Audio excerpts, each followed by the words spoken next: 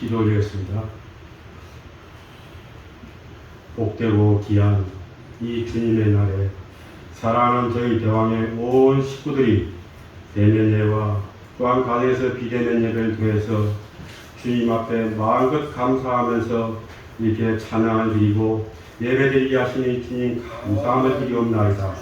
하나님 아버지, 저희들은 지난 한 주간 동안도 정말 코로나19로 인해서 또한 여러가지 정치, 경제, 여러가지 좋지 않은 사정으로 인해서 정말 일상생활로 돌아가지 못하는 상황에서도 저희 사랑하는 식구, 대왕의 식구들은 정말 주님의 보호 아래 정말 주님을 믿음으로 섬기는 가운데 주님의 영광을 위해서 사랑하는 저희들이 오니 주님 이 시간 주님 앞에 영광을 돌리는 귀한 우리 사랑하는 대왕의 성도들 주님 축복하여 주시옵소서. 하나님 아버지, 정말 이 나라 이 민족은 정말 여러 가지로 많은 것을 놓고 정말 무릎 꿇고 회개하면서 주님 앞으로 돌아오게 할 수 있는 그런 귀한 기회가 되지 않나 싶습니다. 하나님 아버지, 이 시간 많은 우리 대한민국 이 백성들이 정말 주님 앞에 나와 모두가 찬양하며 주님을 정말 섬기는 그런 백성들이 될 수 있도록 주님 역사하여 주시옵소서. 사랑하는 대왕의 식구들은 정말 주님의 영광을 위해서 정말 믿음으로 승리하며 사랑하는 저희 식구들인 줄 믿습니다. 하나님 아버지, 정말 가정에서 또한 직장에서 사업장에서 모두가 주님의 보호 아래 주님의 정말 지키심으로 말미암아 지금 여기까지 인도하심을 주님 감사함을 드리옵나이다.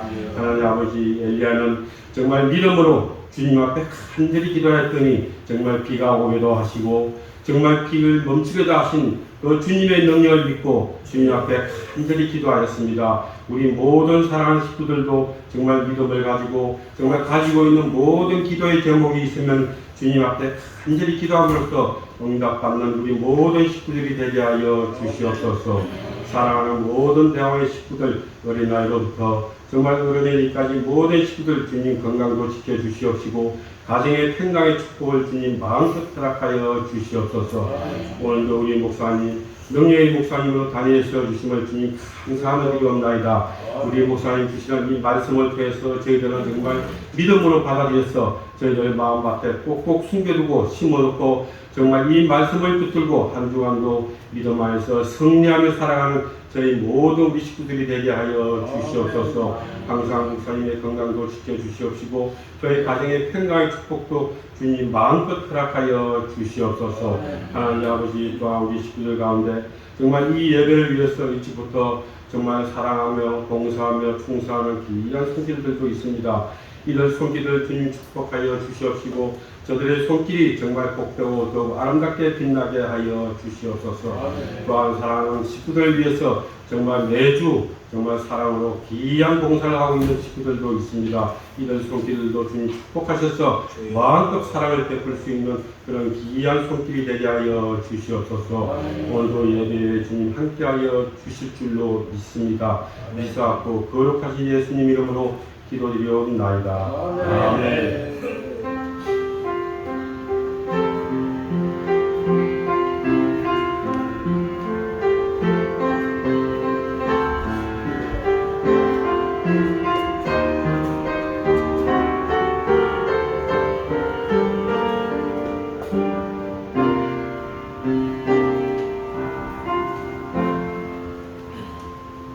하나님의 말씀 드리겠습니다. 하나님의 말씀은 시편 1편이 되겠습니다.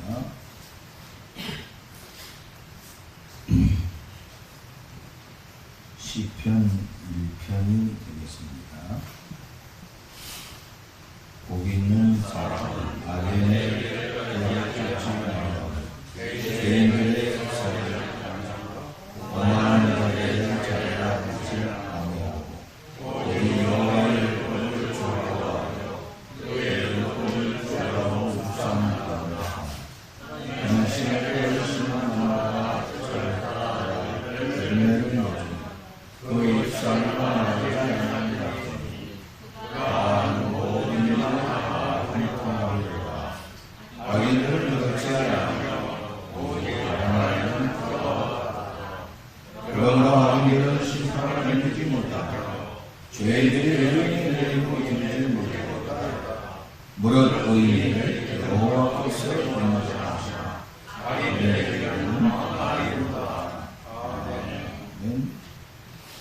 모든 생명체의 공통적인 욕구는 행복일 겁니다. 행복했으면 좋겠다 하는 것이지. 행복을 바라고 기대하는 태도, 그 방법은 각각 다를 수가 있다고 하는 것입니다.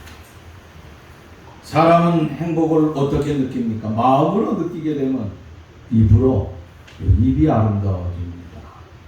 언어의 표현이 생기게 되고 또 그거 하는 행위, 몸짓을 통하여서 행복한 삶을 우리가 할 수 있다고 하는 것입니다.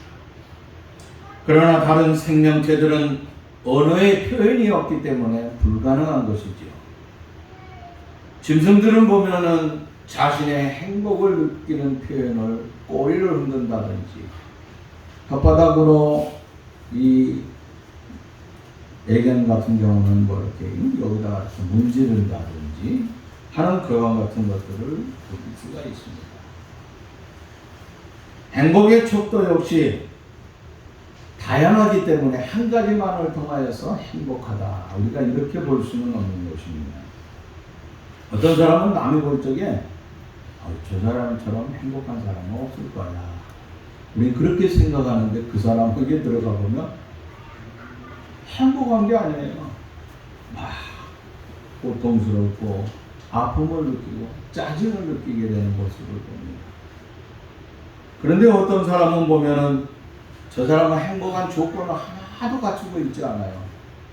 아유, 저 사람 참 안타깝다 하면서 우리가 쯧쯧쯧쯧 하는데 실질적인 그 삶을 보면은 평화가 넘쳐요. 늘 그의 말하는 거나 행동하는 모든 것을 통하여서 기쁨과 사랑과 행복이 넘치는 삶을 볼 수 있다고 하는 것입니다. 행복의 조건을 다 갖추고 있는데 불행한 사람이 있는가 하면 산더미 같은 불행한 조건을 가지고 있으면서도 행복을 누리며 살아가는 사람이 있다고 하는 것입니다. 행복이라고 하는 것을 우리가 우리의 언어로 표현한다고 하면 뭐라고 표현할 수 있을까요? 행복은 편안하다. 혹은 좀 즐거움이 넘친다. 그러므로 말미암아 뭐예요? 만족하는 것이죠. 그것이 우리가 행복이 아닐까 하는 생각을 하게 됩니다. 독일의 자연주의자였던 홈볼트는 이런 말을 했습니다. 행복이나 불행은 삶 속에서 일어나고 있는 사건의 본질보다는 그 사건을 대하는 방법에 따라서 좌우된다. 이런 말을 했습니다. 행복을 어떻게 해야 되는 것입니다. 행복을 바라는 사람들을 여러 가지로 열거를 할 수 있는데 우리가 한번 나누어 봅시다. 잠깐. 첫째는 행복을 막 말하면서 다니는 사람, 행복을 떠드는 사람, 행복 전도사, 행복 뭐 하면서 얼마 이게 한 10여 년 전부터인가요? 한국교회도 그렇고 여러 가지 면에서 행복 무슨 뭐 프로젝트 행복 무슨 나누기 행복이라고 하는 것을 굉장히 많이 얘기했어요. 자, 우리가 이 행복을 바라는 사람들을 여러 가지로 연결을 할 수 있는데 행복을 말하는 사람들이 있어요. 행복을 말하는 사람들. 목사님들만 행복을 말하는 게 아니에요. TV 같은 데 보면은 언젠가는 행복에 대한 그것을 막 뭐라 그래야 되나? 요새 TV를 안 보니까 모르겠네. 아침에 하는 거 뭐지? KBS 아침마당에서 행복에 대해서 강의를 하는 강사들이 나왔던 적이 있어요. 행복에 대해서 행복.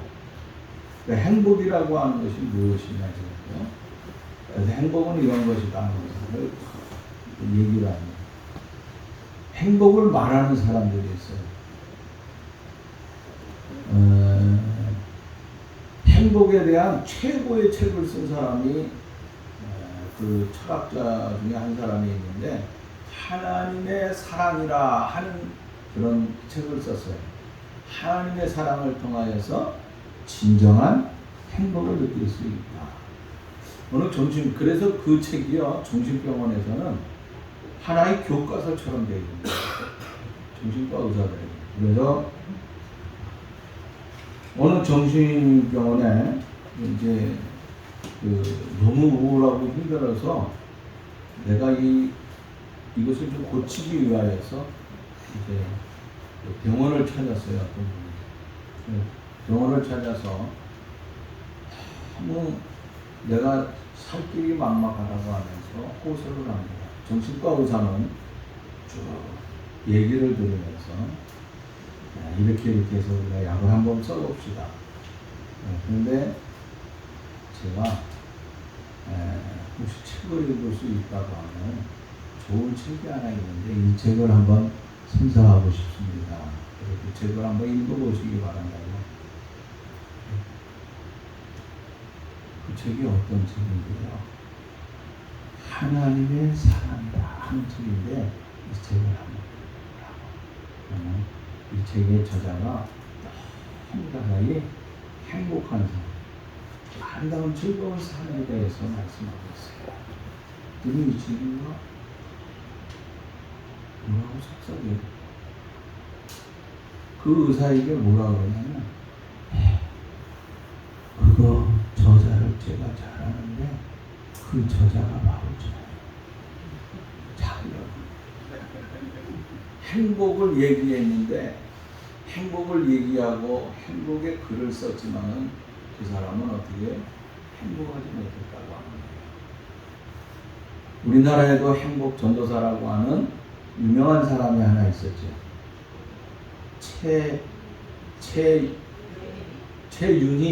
최윤희라고 하는 행복 전도사. 그분은 어땠죠? 행복을 전하면서 보면은 진짜 행복한 삶 사는 것 같아요. 그런데 행복하지 못하다고 하면서 일산의 어느 모텔에서 자살을 했습니다. 자기 남편과 함께. 너무너무 안타까운 사실. 행복을 말하는 사람이 있어요. 그런가 하면은요, 행복을 기다리는 사람도 있어요. 행복을 기다리는 사람들은 어떤 사람이냐면은 행복이 제 발로 찾아와 줄 줄 알고 나에게는 이 행복이 언제 찾아와 주지 하고 누구한테 가느냐? 위아래에 가는 거예요. 점쟁이에게. 그리고 점을 치는 것입니다. 사주팔자를 보고 운세를 본다고 하는 거예요. 헤셀의 시가 생각이 납니다.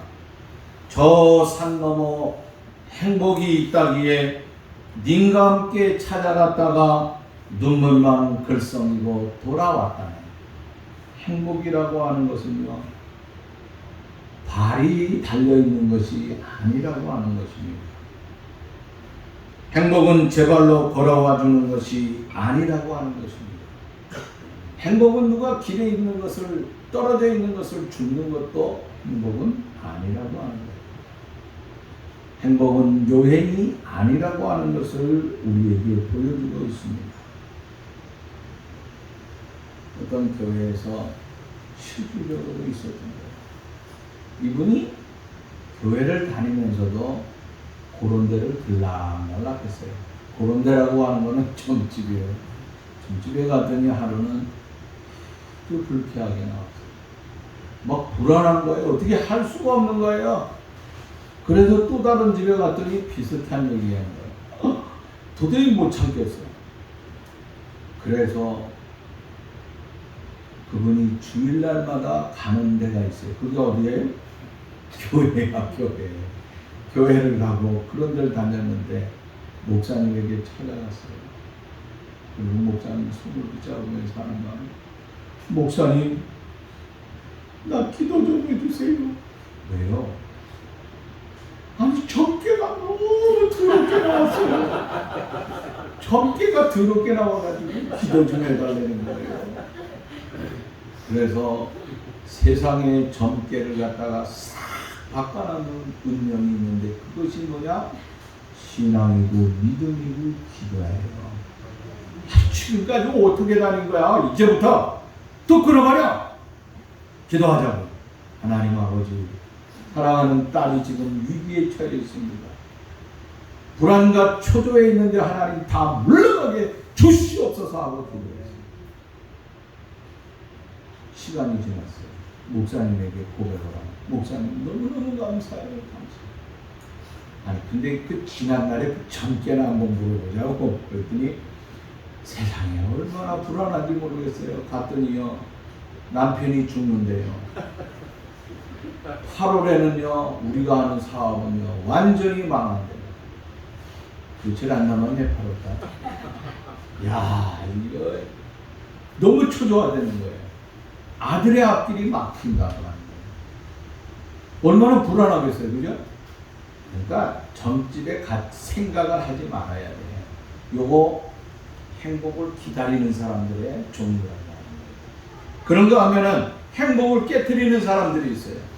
스스로 자기의 행복을 깨트려 버리는 사람이 있어요. 누굽니까? 철학자 괴테 같은 사람이에요. 괴테는 늘 어떤 거리를 보는데 시간을 다 아침, 저녁 그 자기 다니는 시간 그 몇 시면 이 사람이 지나간다는 게 있었잖아요. 그 사람들이 철학자는 최고로 행복한 줄 알았어요. 근데 그의 마지막 고백이 뭔 줄 아세요? 나는 평생 일주일만 행복했다. 아니 일주일만 행복한 사람은 여기 한번 스스로 생각해 보세요. 여러분 일주일만 행복하다고 생각하는 사람이 있으면요 그것처럼 불행한 사람이 없을까요? 글쎄요, 철학자들은 그렇게 자기 자신을 그렇게 비하하면서 살아야지 진짜 철학이 나오는지 모르겠지만은 이거 행복을 깨뜨리는 사람들이에요. 자, 그런가 하면은 행복한 사람이 있어요. 행복한 사람들은 일반적으로 얘기하기 뭐라고 얘기합니까? 몸이 건강한다든지, 그 다음에 건강하면서 건강하게 술을 누리는 거예요. 그죠? 건강. 연세들면서. 그 다음에 돈이 조금 있고 부를 누리게 되고, 그 다음에 누가 보기에도 참 저 사람 귀하다. 이렇게 생각하는 사람. 우리가 이렇게 이해할 수 있는 것입니다. 그러나 그것만 가지고 진정한 행복이라고 볼 수 있겠느냐 하는 거예요. 카네기는 이런 말을 했습니다. 행복은 외적 정황에 따라서 결정되는 것이 아니라 마음 상태 여부에 따라서 결정되어지는 것이 행복이라고 얘기했습니다. 여러분, 진정한 행복한 삶은 어떤 것인가? 우리가 행복한 사람들의 삶을 오늘 본문에서 이제 한번 행복한 사람을 한번 찾아봅시다. 첫째는, 자, 1절 말씀을 같이 한번 읽어봅시다. 위에 한 줄만 읽어보겠습니다. 시작. 아멘. 복 있는 사람은 악인들의 꾀를 따르지 않는다 그랬습니다. 악인들의 꾀를 따르지 않는다. 복 있는 사람은 악인들의 꾀를 따르지 않는다고 하는 것은 무엇입니까? 요거를 다른 말로 표현하면 좀 지혜롭게 살라 하는 것이에요. 지혜롭게 사는 사람 행복한 사람인데 그 행복한 사람들의 조건이 뭐냐면 악인들의 삶을 따르지 말아야 된다고 하는 거예요. 악인들의 삶을 따르면 행복할 수가 없어요. 인생은요 어떤 꾀를 쫓아서 살아가게 돼 있어요. 나쁜 길을 쫓아서 살아가든지 지혜롭고 성실하고 믿음의 길을 쫓아간다든지 하는 그 지혜로운 꾀의 길을 쫓아가는 사람들이 있다고 하는 것입니다. 꾀는 악한 꾀와 선한 꾀로 얘기할 수 있지만 대부분 꾀라고 하는 것은 악하게 사용한다고 하는 것입니다. 그래서 꾀로 인생을 살고 세상을 살게 되면은 그 꾀를 통하여서 결국은 자기가 넘어지게 된다고 하는 거예요. 이건 성경에 있는 거예요. 악한 꾀로 출세를 하고 악한 꾀를 통하여서 돈을 보면서 떵떵거리면서, 그런데 사람들은 그 악한 꾀를 통하여서 잡은 모든 것에 대해서 아유 나도 저거 한번 잡아봤습니다 하고 부러워하고 있다고 하는 거죠. 우리가 일생을 살면서 언제 가장 중병에 걸릴 가능성이 많냐면요, 보통 40대 중반이라고 해요. 그러니까 왜 40대 중반에 그런 병이 걸리느냐? 대부분 40대 중반 되면요, 이 스트레스 증후군에 시달린다고 합니다. 이 여러 가지 스트레스에 시달리는 거예요. 직장에 나가면요, 직장에서 우와 아랫사람과 사이에서 스트레스에 시달리고 있어요. 그런가 하면은요, 가정에 가면은요, 자녀를 바라볼 적에 내가 저 아이를 언제까지 진짜 바르게 잘 행복하게 키울 수 있을까 하고 거기에 또 스트레스가 돼요. 아내는요, 다른 사람하고 비교를 하면서 얘기하고 있어요. 뭐가 어쩌고 저쩌고 하면서, 당신은 어쩌고 저쩌고 하면서 흉을 보면요, 이게 보통 스트레스 받는 것이 아니에요. 사실 악인의 꾀를 쫓지 아니하고 아름답고 지혜롭게 살기 위해서는요, 사실은 가족끼리의 협력이 굉장히 필요한 거예요. 남편과 아내의 관계에 협력이 필요한 거예요. 남편은 살아가는데 바르게 좀 살아야 돼요. 돈도 좀 바르고 성실하게 벌어야 돼요.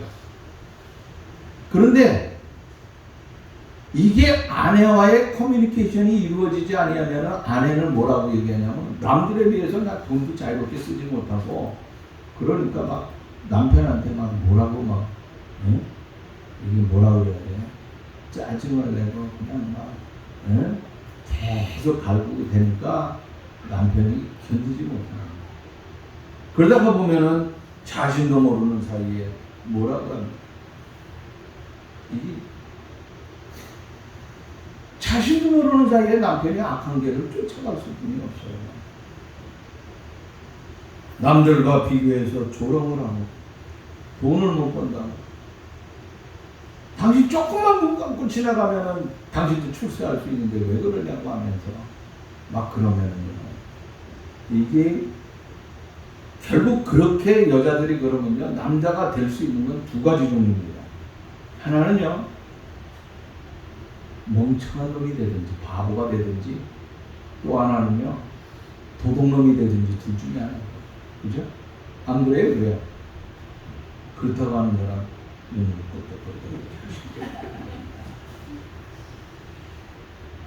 반대로 아내는 바르게 살라고 그러는데, 내가 신실하게 살라고 그러는데 남편이 이상한, 어디서 야바이 해가지고 돈을 벌어 이상한 행동을 하고, 그 아내가 이거 괜찮지? 이건 어떻게 이렇게 갑자기 큰 돈이 생겨? 괜찮아. 늘 불안한 거예요. 이것도 사실은 문제예요. 그래서 행복한 가정을 이루기 위해서는요, 이게 서로가 협력의 삶이 굉장히 필요하다고 합니다. 이 협력하지 않으면요, 가정이 진정한 행복을 이룰 수가 없어요. 같이 부부가 짜가지고 거짓말하고 부부가 짜가지고 악한 그런 삶을 통하여서 세상을 변화시키려고 한다고 하면, 자기 따라서 변화시키려고 하면요, 결국 그 끝은 파멸이라고 하는 거예요. 우리가 한 장을 넘겨가지고요, 시편 10편을 보시기 바랍니다. 시편 10편에 보면은요, 이런 말씀이 있어요. 2절 말씀 볼까요? 악한 자가 교만하여 가련한 자를 심히 압박하오니 그들이 자기가 베푼 꾀에 빠지게 하소서. 자기가 베푼 꾀에 빠지게 된다고 하는 거예요. 이게 무슨 말입니까? 결국은요, 악한 꾀를 쫓는 사람은요, 그 꾀를 쫓다가 지가 지 꾀에 넘어지게 된다고 하는 것입니다. 악한 꾀라고 하는 것은요, 인생을 바르게 살 수 없게 만들어 놓는다고 하는 것입니다. 잠언 15장 26절 말씀 보니까 악한 꾀는 여호와께서 미워하시나 선한 말은 정결하게 한다 하면서 말씀하고 있어요. 여러분, 저와 여러분들은 인생을 살면서 마지막으로 한번 생각해 봐야 됩니다. 마지막 언젠가 우리는 주님 앞에 서는 날이 있을 겁니다. 그 설 때 두 가지 길에 서 있어요. 한 가지는 어떻습니까? 무슨 염소와 양을 얘기하고 있지만 악한 길을 쫓아가는 사람이 서 있는 그 길이 있을 거예요. 그런가 하면은 선한 길을 쫓아서 내가 힘이 들고 어려워도 의로운 삶을 살아야지 하면서 끝까지 의로운 길에 서 있는 사람들이 있을 겁니다. 저와 여러분들이 어떤 길에 서야 되겠습니까? 세상에서 많은 권력을 가지고 돈을 가지고 뭐를 가졌다고 하면지만 악한 꾀를 쫓아가는 길을 걸어가야 되겠느냐? 그 길에 서서 주님을 대하여야 되겠느냐? 아니면은 조금 힘이 들더라도 믿음으로 내가 이것을 지키면서 나가야지. 하나하나 하나님이 기뻐하는 일을 위해서 나가야지 하면서 의인의 길에 서 있을까?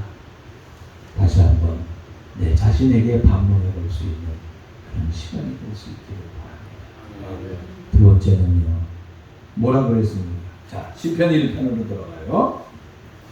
자, 악인의 꾀를 복 있는 자는 악인들의 꾀를 따르지 아니한다 그랬습니다.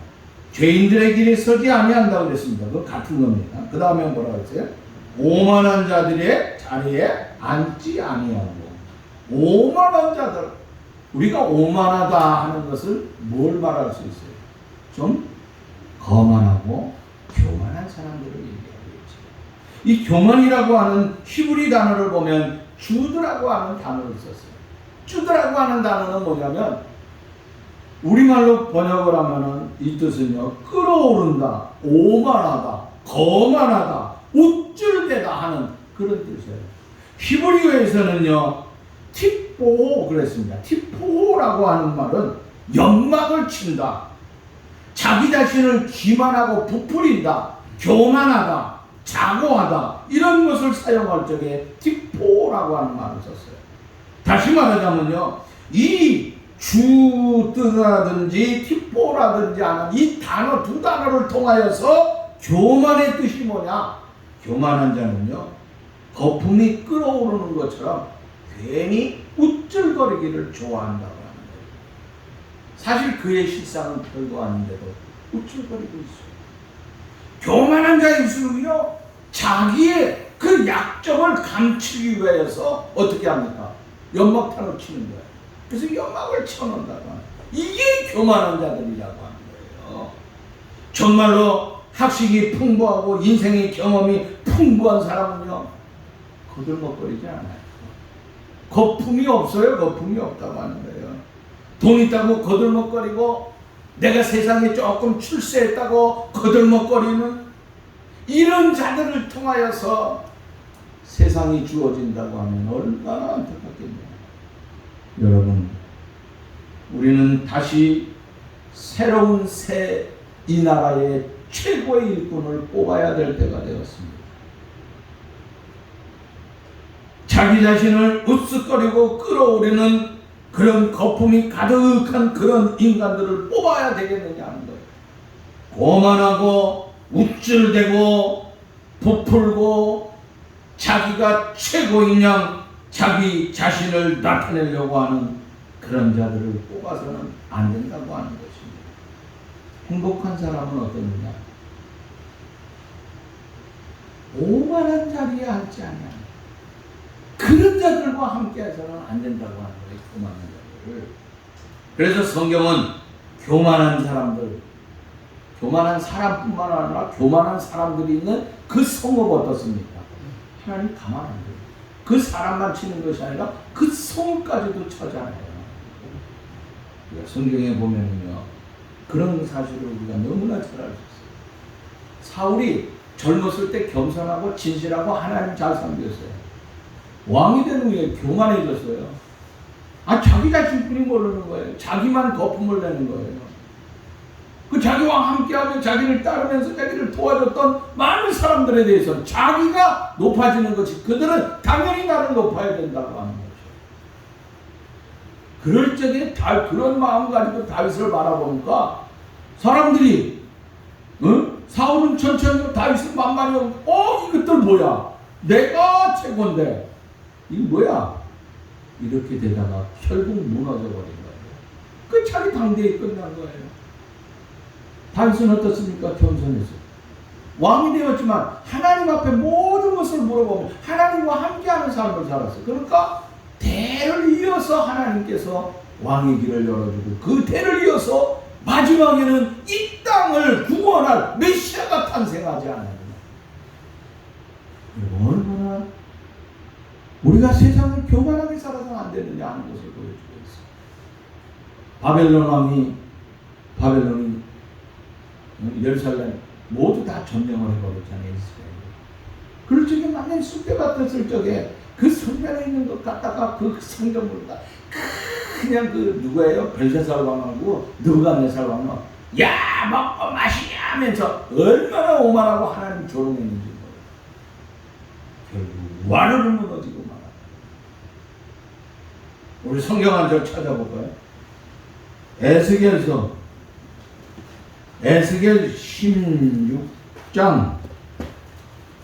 에스겔 16장에 가서 한 장 찾아보고 49절 말씀 봅니다. 에스겔 1172쪽 구약성경 에스겔 16장 49절 내 아우 소돔의 죄악은 이러하니 그와 그의 딸에게 교만함과 음식물의 풍족함과 태평함이 있으므로 또 그가 가난하고 궁핍한 자를 도와주지 아니하였다. 여러분 이게 무슨 말씀입니까? 소돔이 멸망하는 원인이 뭐예요? 교만 때문이야. 소돔이 멸망한 거예요. 여러분 세월이 한참 지난 후에 오늘 말씀하고 있는데도 소돔의 멸망이 뭐냐 이거예요. 그들의 타락이 뭐냐 이거예요. 교만한 데서 타락이 시작이 됐어요. 타락하다 보니까 가난한 자는 눈에 보이지도 않는 거예요. 어려운 사람은 눈에 가시같이 여기고 오히려 자기의 풍족함을 통하여 음식을 자기만 먹고 잘 살아야 되겠다 이거야. 누군가에게 나눠주고 베푸는 것이 아니라 저들 가난하면 뭐 어떠냐 나만 잘 먹고 잘 살아야 되겠다. 며칠 전 지난 주간에 계속 뉴스에 나오는 게 아프가니스탄에 대해서 나오잖아요. 뭐 시간이 지났지만 잠깐 얘기하면요. 아프가니스탄 그거 보세요. 망한 이유가 뭐겠습니까? 탈레반이 훌륭해서 망했겠습니까? 난 아니라고 봐요. 그들 자체에 가지고 있는 정권을 가지고 있는 자를 오만하고 불순했다고 하는 거예요. 나만 잘 먹고 잘 살아. 대통령궁 봤죠? 우리 청와대하고는 비교가 되질 않아요. 백악관하고 비교도 안 돼. 왜? 봤어요? 금덩어리로다가 탈레반이 점령한 그 사진 봤잖아요. 대통령. 금으로 다 했어요. 그놈들. 야, 그리고 도망을 가는데 비행기에다 돈 싫다 못해. 내가 빨리 만나가! 돈 버리고 얼마나 세상에 국민은 배고파 굶어 죽어가고 있는데 국민소득 얼마라고요? 200불인가 그렇다네요. 실질적으로 소득은 뭐 생활소득을 보면 한 1000불 정도 된다고 그러는데 야 그렇게 살고 있는데 힘 있는 그들은 자기들 나름대로의 그 교만 결국 누가 죽는 백성들이 다 비참하게 죽잖아요. 여러분 오만한 자리에 있는 자들 하나님께서 가만히 안 돼요. 소돔이 멸망한 원인은 다른 거 아니에요. 교만 때문에 응? 오만한 자들 때문이라고 하는 것입니다. 세상에 가장 무서운 교만은 뭐겠습니까? 시편 4절 말씀 보면은요, 악인은 그 교만한 얼굴을 하면서 쭉 뭐라 그 한 장 넘겨서 한번 아까도 봤지만은 한번 읽어봅시다. 시편 4절 말씀, 아까 2절 같잖아요. 4절 말씀. 악인은 그 교만한 얼굴로 말하기를 여호와께서 이를 감찰하지 아니하신다 하며 그의 모든 사상에 뭐라고요? 하나님이 없다고 하는 거예요. 이게 가장 무서운 교만이에요. 하나님 없어. 하나님 없이도 살 수 있다고 하는 교만. 이것처럼 무서운 것이 어디 있겠느냐 하는 거지. 여러분 성경은 말합니다. 잠언 16장 18절 교만은 패망의 선봉이다. 야고보 4장 6절, 교만한 자는 하나님이 물리치신다고 했습니다. 행복한 삶을 누리기를 원한다. 오만하고 교만한 자리에 서지 아니하고 겸손하게 다윗과 같이 겸손하게 하나님을 믿음으로 바르게 잘 섬길 수 있는 우리의 아름다운 삶이 될 수 있기를 바랍니다. 마지막으로 2절 말씀 보면 뭐라고 그랬습니까? 오직 여호와의 율법을 즐거워하여 그의 율법을 주야로 묵상하는구나 하고 말씀하고 있어요. 여러분, 이 말씀은 뭡니까? 율법을 즐거워하고 하나님 즐거워해야 된다. 이거 뭡니까? 하나님이 싫어하는 것. 그게 뭡니까? 백성들이 하나님의 말씀을 따르지 않아요. 그 하나님이 좋아하는 거 하나님 말씀을 따르는 거예요. 하나님 말씀을 따르기 위해서는 어떻게 해야 돼요? 말씀을 봐야 돼요. 말씀과 함께하는 사람 얼마나 좋은지 몰라요. 어떤 사람은 말씀 듣기를 거부를 하고 있어요. 성경 피는 것이 겁이 난다고 하는 사람이 있어요. 어떤 사람은요, 십계명만 보면 두드러기가 난다고 하는 사람이 있어요. 왜? 십계명이 자기의 죄를 다 지적을 하니까 두드러기가 난 거예요. 어? 볼 수가 없는 거예요. 진짜 하나님을 사랑하고 하나님을 믿을 수 있는 사람, 하나님과 함께 즐거워하는 사람이 있다고 하면요, 그 말씀을 신뢰해야 돼요. 그 말씀을 신뢰하다 보면 순종하게 되고 그 순종은 실천으로 따라가게 된다고 하는 것입니다. 그런데 오늘 여기서 중요한 말씀이 있어요. 그게 뭐예요? 여호와의 율법을 즐거워하며 그 율법을 뭐라 그랬어요? 주야라고 그랬어요. 주야로 묵상한다고 그랬어요. 이 주야가 뭡니까? 주는 낮이에요. 그 다음에 야는 밤입니다. 무슨 말입니까? 낮은 밝은 것이죠. 밤은 어두운 것이죠. 다시 말하자면 내 살아가는 삶에 있어서 기쁠 때도 있고 슬플 때도 있습니다. 즐거울 때가 있다고 하면 괴로울 때도 있어요. 근데 우리 믿는 사람들은요, 어디 내가 어느 쪽에는 좀 행복을 아이들 통하여서 느낄 때가 있을까. 근데 어떤 때는 애들 때문에 속상하고 가슴 아픈 일을 당하게 될 수 있어요. 똑같다, 내 아들 자식입니다. 그럴 적에도 우리는 어떻게 해요? 시대에 따라서 요 때는 즐거워하고 기뻐하면서 말씀을 쫓다가 요 어려운 시기가 오면은 나는 하나님이 나와 함께 하지 않는 것 같아, 하나님이 없는 것 같아 하면서 아까 얘기한 것처럼 하나님 없어 하면 떠나는 사람들이 있고, 이래서는 안 된다고 하는 거예요. 우리는 하나님의 말씀을 언제든지 그 하나님의 말씀을 함께 해야 돼요. 그러면 행복한 사람이라고 하는 거죠.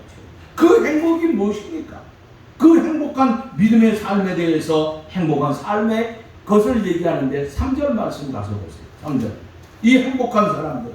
시작. 그는 시냇가에 심은 나무가 철을 따라 열매를 맺으며 그 잎사귀가 마르지 않은 것 같으니 그가 하는 모든 일이 다 어떻다고요? 야, 행복한 사람.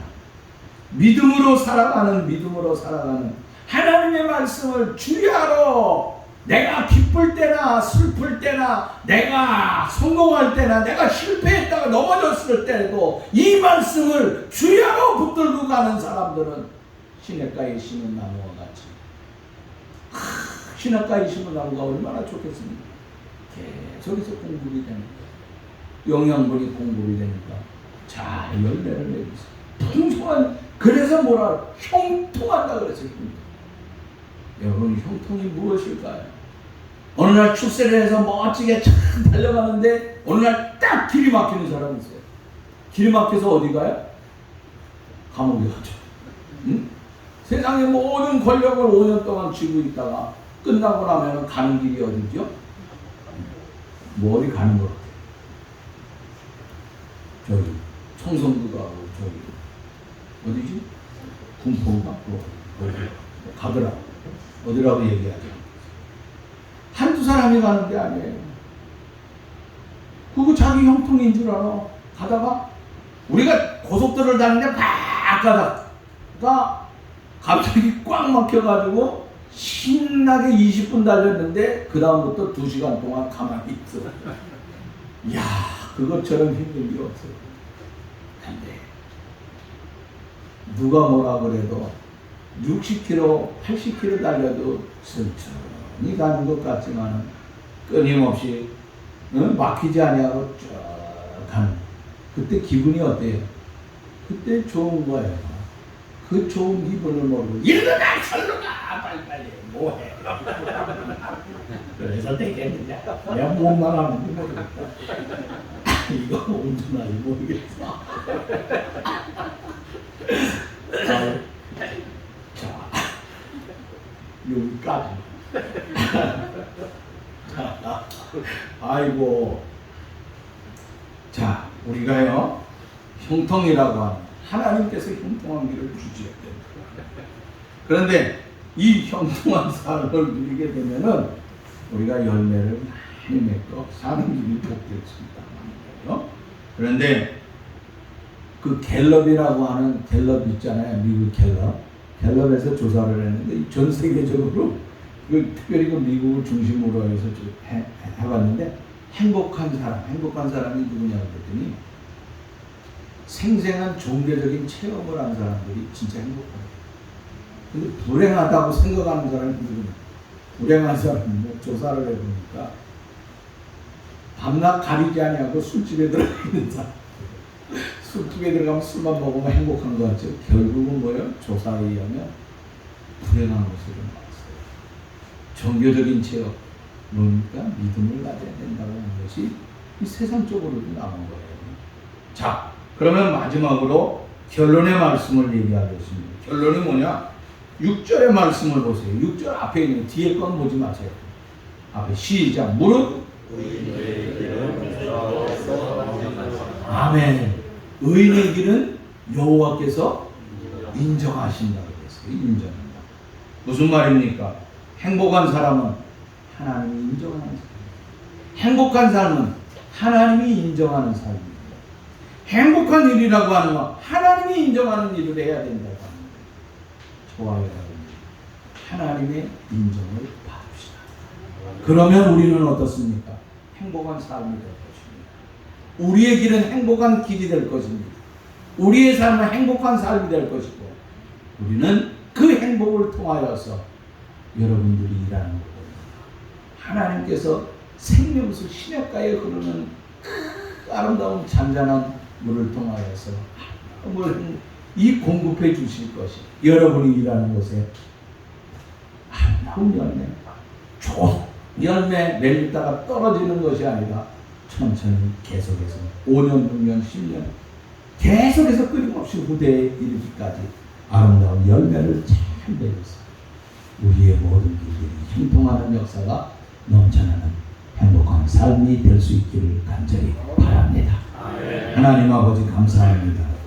우리 모두가 다 주 안에서 여호와 하나님의 그 아름다운 길을 쫓아서 하나님 앞에 인정을 받으며 하나님의 사랑을 받으며 하나님의 축복 속에 아름답게 잘 커가며 성장하는 우리의 삶이 되어지며 조금도 부족함이 없도록 하나님 은혜를 베풀어 주옵소서. 오늘도 주의 성령이 함께하여 주시고 하나님의 사랑과 하나님의 은총과 하나님의 축복의 역사들이 저희 안에 넘쳐나도록 도와주옵소서. 오늘도 성령께서 우리와 함께하여 주시고 하나님의 축복의 역사, 하나님의 영광의 길, 그래서 우리가 따르는 모든 길이 생명수가 넘쳐 가는 모든 대광의 모든 가족들에게 아름다운 열매를 맺고 가는 곳곳마다 아름답게 형통하는 역사들이 넘쳐날 수 있도록 도와주옵소서. 예수님의 이름으로 기도